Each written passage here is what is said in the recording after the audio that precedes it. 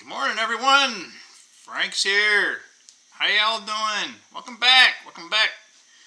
Hey, today we're going to talk about silver. We won't we won't do the Rudolph gold and silver. if you guys are old enough to Rudolph the Red-Nosed Reindeer, I think it was from the 60s or something, but there's a song in there that says gold and silver. So anyway, yeah, so quick financial update. Let's see here. So the dollar's kind of flat today, which, all right, that makes sense because it's been on sort of a tear lately, although we're devaluing our own currency. Actually, I'll go into that a little second here. So the DYX is actually a measure against other currencies. So even if our monetary base is going down, it means the other currencies are even worse. And there's a ratio, and I think it's more heavily weighted to the euro. I think it's also got some yen comparison. So yeah, I'm not a currency trader. There's all sorts of stuff online, right? You can probably investigate some of that. But so anyway, that was a slight digression there. So, and then the 10 years gone up, like almost 5 basis points. That's really nothing. I'll call it the overall market. I use SPY as a gauge, and that's only down 1%. But it's like I said, it might be. It's probably. It's not quite falling out the window, but it's definitely going down, which kind of makes sense. It can't. Now we'll see here. It's still above its 50-day moving average.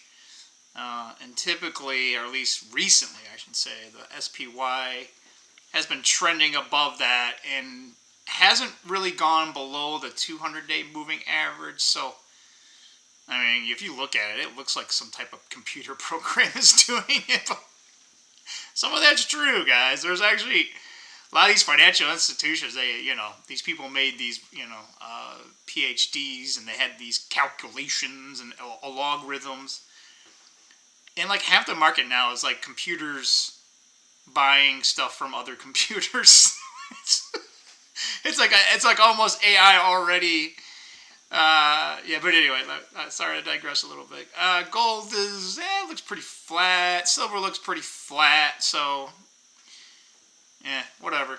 It's a Friday. We'll see. Sometimes on a Friday, I call it the Hulk smash for gold and silver, primarily more silver, but yeah, I don't know. It seems like on Friday, and it always happens around noon. Like if you look at the gold and silver market, it's like always on a Friday at noon. It's so funny.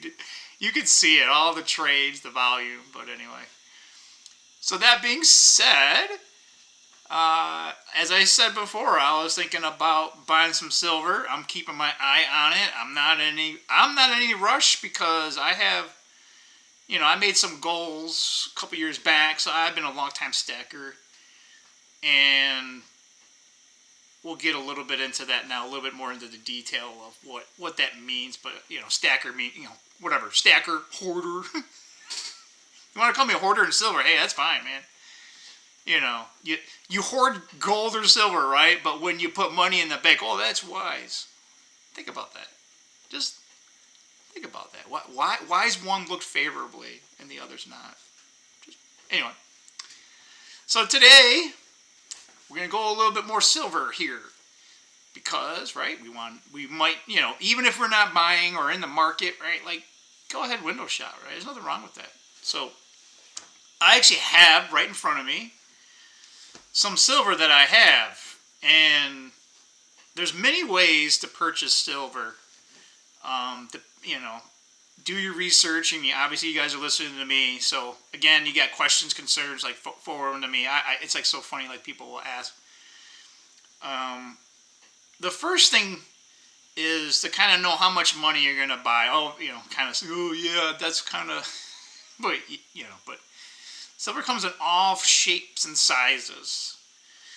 And what I'll show you, and actually, that's one thing. Hey, props up to Economic Ninja.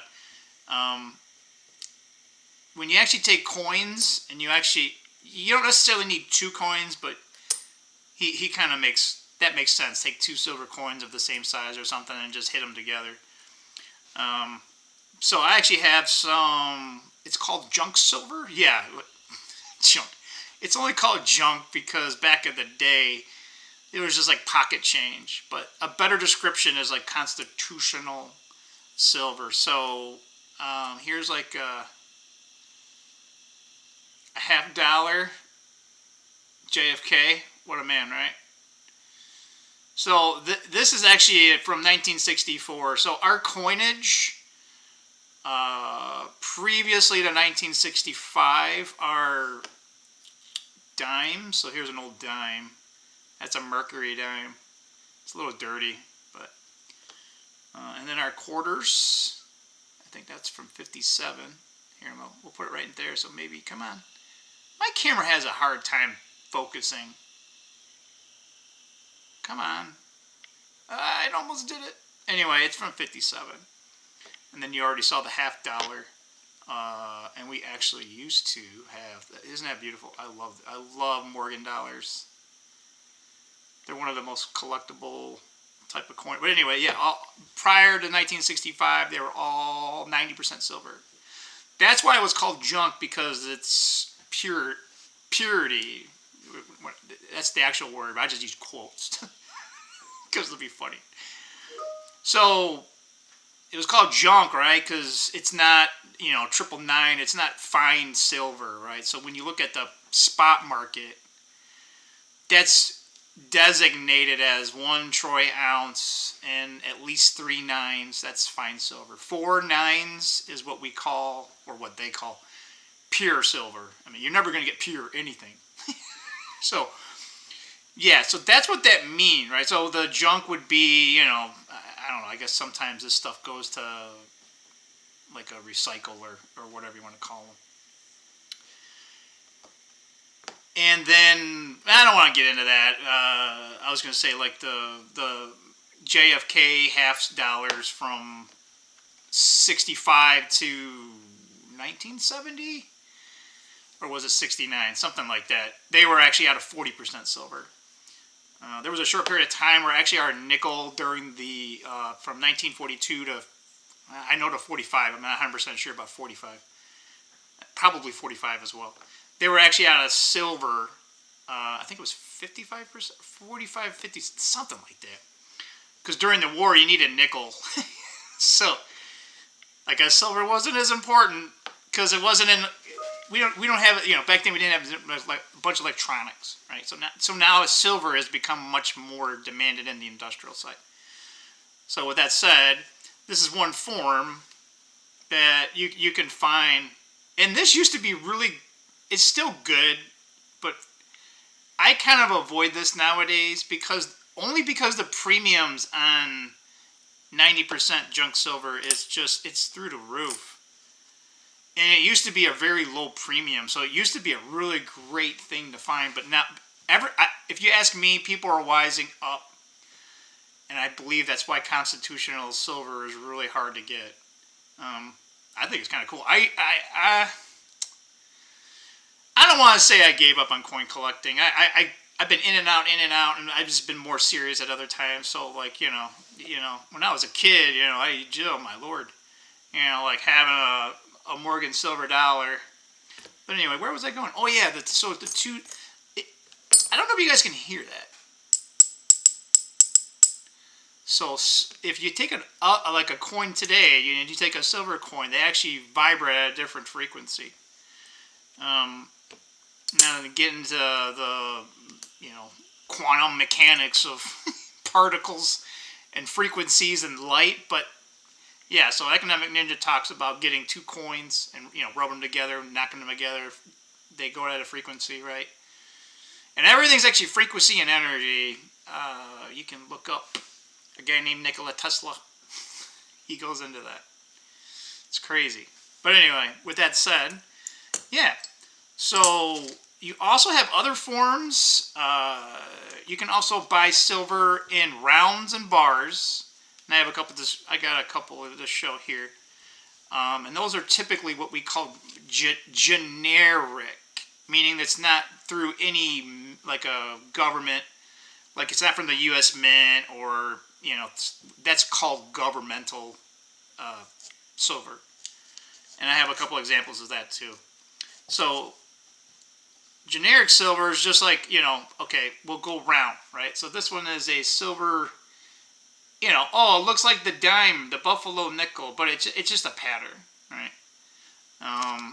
It's got the buffalo in the back, just like but you can kind of see down below, right? There's, 3/9 silver. It's my camera again. It's not that great. And it says, what the ounce is here. So there's no denomination. And pretty much the governmental ones, they actually put a denomination. So actually, in theory, and we'll get into, we'll just show that right now. I have the United States Mint through West Point. They actually mint what we use, what we call the American Silver Eagle. It's one of the, it's a beautiful product. Premiums are crazy on those. That's another reason why I don't buy too many Silver Eagles anymore. I just buy a one roll every year. But is it upside down? Yeah. So it's got the iconic. This is called the Walking Liberty. Every time I see this one, I just, hey, it's kind of breathtaking. But this was, that there was a $50. And I'm trying to remember I think 1916, but it's actually funny. When I was a kid, I just equated the Walking Liberty with World War II. So, so anyway, this is more of a governmental issue. It actually has a $1 denomination. So in theory, you could still spend this for $1. Yeah, I don't know. There's a whole. If you go down this rabbit hole of silver, it's just like there's so much information. But that's one form, and that's more of a round. And then we'll show this one. These are all from the not New Zealand, Australian Perth Mint. I bought this one this year. It's actually what is this? 5 ounces? I think it's 5 ounces. It's a silver dragon. Check it out. I love dragons, but check that thing out, huh? Yeah. So interesting enough, that's not proof. It's just a nice uncirculated coin. I mean, look at it, and then they got the back.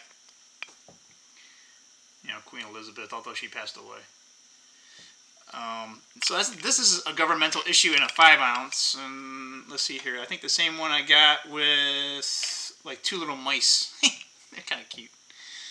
I can't really see it. It doesn't really work too well on the camera, especially the lighting. Ugh. Sorry, guys. Hey, you guys see a little tail? There they are. Anyway. So that's like a 1 ounce right there. So they make a couple different sizes. At least the Perth Mint does. The United States doesn't. There's also bar form.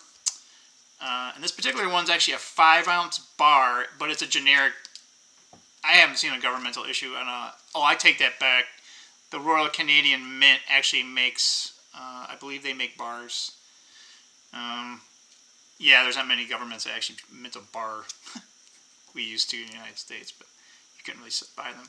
So anyway, it's just a bar. This one just happens to have a Liberty Bell. It's got the weight, 5 troy ounce, 3/9, 5.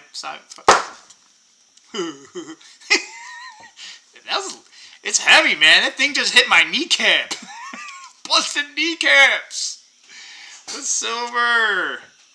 But yeah, so this particular one's actually from SD Bullion. I actually when I buy online, I've used them, and that kind of gets into the next topic on this. Is that you want to find a reputable dealer. There's quite a few, especially from the online space. It's just kind of convenient. It's actually ironic. I prefer to go to a coin shop if I could. You can get it right there on the, right then and there. There's no shipping. But a lot of companies online, if you buy like $200 worth of, if your order's $200, you'll just, free shipping. So $200. Yeah, okay. I understand if you don't have $200, okay? But you could go to the store, go to the coin store. And like I said, a dime, right? I don't know. That's probably not even $5. Maybe it's a little bit more. I don't know. I'd have to do the conversion, right? So if you got $20, well, hell, if you get $5, you could probably get one of these, right? So just don't go to Starbucks one time, right? Like, I don't know if you don't, if you just like you cut everything. And okay, I get it, but we all use excuses, right? We're all guilty of it. Me too. Okay.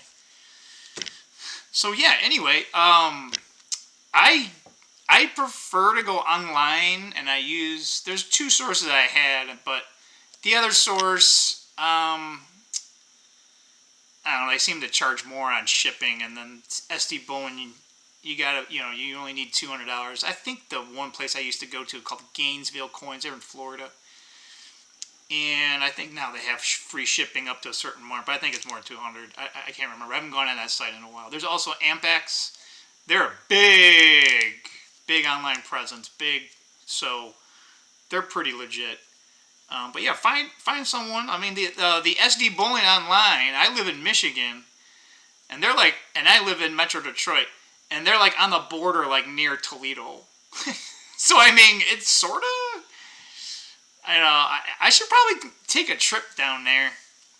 But anyway, this is just to say that like when I go to a normal local coin shop around here, for some strange reason they charge more in premium. Right? So like, what? And I've also noticed that when they buy the silver, they don't give a really good, they give less than the spot. So it's like this online presence. I can buy, my overall costs are lower, and then when I sell, I get more. So the spread isn't, and again, maybe it's because they're an online presence. They got a lot of business coming through, but a lot of at least from my experience, right? And I live around Metro Detroit, and there's some, dealers out there. It's just, again, for me, it doesn't make a lot of sense. Whatever you do, if you do have silver, do not repeat. Do not sell to a pawn shop. If you have silver, go to a coin shop. They're going to give you a little bit more than a pawn shop. But if they ain't no coin, I get it. If there ain't no coin, there's no shop is like 2 hours away. Yeah, okay, well, then maybe it doesn't make sense, right? So take that for what it's worth. So yeah, I mean, I know some of these coin shop dealers, and I don't know, man. There's some of the ones I've just had. A lot of people have had some pretty bad experiences, and I kind of got like, one coin guy or one coin shop. They kind of laid it on the table, and they kind of sort of explained what they're, why they're buying here, why they're selling here. So I mean, they were at least honest about it. And at least I felt like a valuable customer when I came in. The other place was just like take a number, and they got like this like lock thing, so you can't even get into the store, and and this was before the cough. And you go in there, and it's like you're a nobody, right? It's like they don't care, and they seem to give less silver. And there's a ton of online reviews from these guys, so it's. I know it. Some people might just put it on there and embellish a story, but So yeah, I just wanted to spend a little time, kind of show you that. Again, I haven't bought any silver. You can this is physical silver, and if you don't have any silver, first start here. If I had a recommendation to say is that you kind of want to find, especially when you're in the beginning, try to find the lowest premium if you can. But it also depends on how much you have, right? Like if you can't, let's just say you can only afford $20 a month. It's like, hey, that's great. I mean, if you ask me, just start. Just start.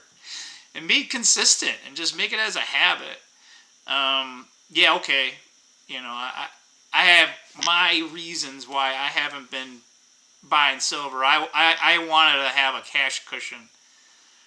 So that's why. So like this last year plus, I haven't really bought a lot of gold and silver. Now I have. I think I've, most people would consider, oh my gosh, you bought that like monetary. What? Yeah, I used to buy a lot. I mean, I used to.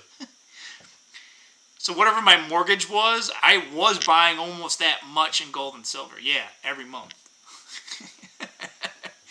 Yeah, that's another thing. Where do you keep this stuff? Well, I'll tell you where not to store it. In a bank. And don't put it in a safety deposit box because it's a deposit, but it's not safe. Yeah, because whatever. Yeah, okay, the bank. But what I mean is that technically there could be some shenanigans where they take your stuff out of that box, and they'll go, yeah, oh, we wrote it down, and then we'll give it to you. But it's like they can take their sweet old time giving your stuff back. So don't leave it in there expecting like it just, but yeah, so get a personal safe at home. Then it starts, like even Economic Ninja talks about, like you just start having so much of it, especially silver. Because, even though it's cheap, but meaning because it's heavy, right? Like this is 5 ounces, right? And silver's like 30 something, right? So this is like, maybe $200. But if you had even if you had $200 in $1 bills, right? This thing's heavier than that, right? And it takes up more space, right? So eventually, right, it becomes a problem. So he actually vaults. I wouldn't worry about that yet if you're a beginner or even somewhat intermediary, if you will. But once you start accumulating and you do it on a regular basis, and if you're, I don't want to say high net person, but yeah, I highly encourage you to start. And if you have any further questions, comments, you want me to go into more specifics, and I might do that in a future video. But I just wanted to share you some of the things that I have and some of my experiences. And that's why I say if you get started, try to find something low in premium if you can. Most likely it's going to, if you ask me, it's probably going to be a silver round. All right? Don't worry about it. It's in a little, they call these little flip things. Because you don't really necessarily care about the appearance that much, but, we'll get into that in a different video, because I actually, what I told you, I was a coin collector. So I do have some slab stuff, and we can get into a little bit about that. But yeah, please, or if you have, like I said, your budget is not much, or maybe, a good thing to start is like, all right, well, I don't want, maybe you have $500, right? So maybe you can buy quite a bit each month. But start off small anyway, right? Like, there's no rush. Not yet. And, maybe you buy like 10 of these a month. I don't know. You figure that, but that just the point of like, hey, if I only have $5 a week or whatever, right? You can always buy one of these little guys once a week and just do it. Just, and then eventually it'll become like commonplace. You'll just be buying silver and you're like, why am I buying silver? Keep that in mind too. Always make sure why you're buying an asset. I think Economic Ninja talks about this too. So, right, and the reason why, right, you want to have more, this might kind of go above what we're talking about today, but you want to be exposed to different asset classes, because if you actually study or look at what the rich do, I mean, there's, the shenanigans or whatever they do, right? But there's a lot of them that do everything above table. But the smart thing to do is to, let's just say, because there's like 4, I call major asset classes, right? And typically one's kind of like going up and it's almost like overpriced, right? And there's always some assets going down and it's significantly underpriced. So what they do is they buy assets and everything, right? I don't know what their, allotment is, like their percentage of what they have in each asset, right? But imagine if you're equally weighted, right? The thing that's like going up, right? You take your profits, right? And the stuff that's going down, right? The stuff that's going down, and you start accumulating some of that. And so they just kind of go in, ebb and flow. So, right? And that's how they build their assets. I mean, there's a bunch of other ways that they're building assets, right? They leverage other people's money. they use corporations or stuff like that, right? But that's just to say, right? So the fundamentals of this is actually is really attractive. And what I mean by that is that silver, there's not that much silver being mined, and a lot of new technologies are going to be used in this silver. I mean, just EVs alone and solar panels, that's if we continue with that technology. But it's like the more advanced technology, the more silver we're going to need. And right now, the silver miners, there's actually more silver being used than is being mined. So we'll call it the bank of remaining silver is just going down, and now there's a lot of silver coming from from people that had it, right? So, and this also preserves your wealth / your purchasing power, because it's always a silver, right? It's always 1 ounce of silver, right? So if it goes up, but inflation went up, right? That means you're kind of like, yeah, in dollar terms you made money, right? But let's just say inflation's 3%, and then this went up 3%. Well, then you're kind of even, right? Now again, there's taxes and all that jazz, but so in inflationary environments, it's silver, gold, it's a commodity. I got it in my hand, right? No bank can take it, but silver is significantly underpriced. It's nowhere near its fair market value. I mean, gold isn't either, but in terms of percentage-wise, this will go up higher. Now again, I'm not a silver, although that'd be kind of cool, but there's some legal things you need to do, and, maybe one day. Maybe when Frank retires, he starts selling off it. And that's a whole other thing. I'm trying to accumulate this for long term. And when I mean by long term, my wish is that this outlasts me. Or at least that's why I buy it. Obviously, it's for me to survive because no one's got my back, right? But my heart says, maybe I'm old school. I don't, whatever. Maybe you don't care about tomorrow. Maybe you don't care about future generations. But I wish we had more people that could see more than their own lifetime. I'm the type of person that if I was a leader, I would think not in terms of years, but I would be thinking like 100 years, right? Like, what can we do to make small changes over a long period of time? Most leaders, especially nowadays, politicians, that either the next quarter or the next election, who cares? Don't get me started with Social Security. You're just robbing from people now and giving it to other people, but yeah. Anyway, so yeah. With that said, hopefully you have a nice day. Today's Friday, November 15th, but you'll be seeing us tomorrow on Saturday the 16th. So keep it real. See you soon. Bye now.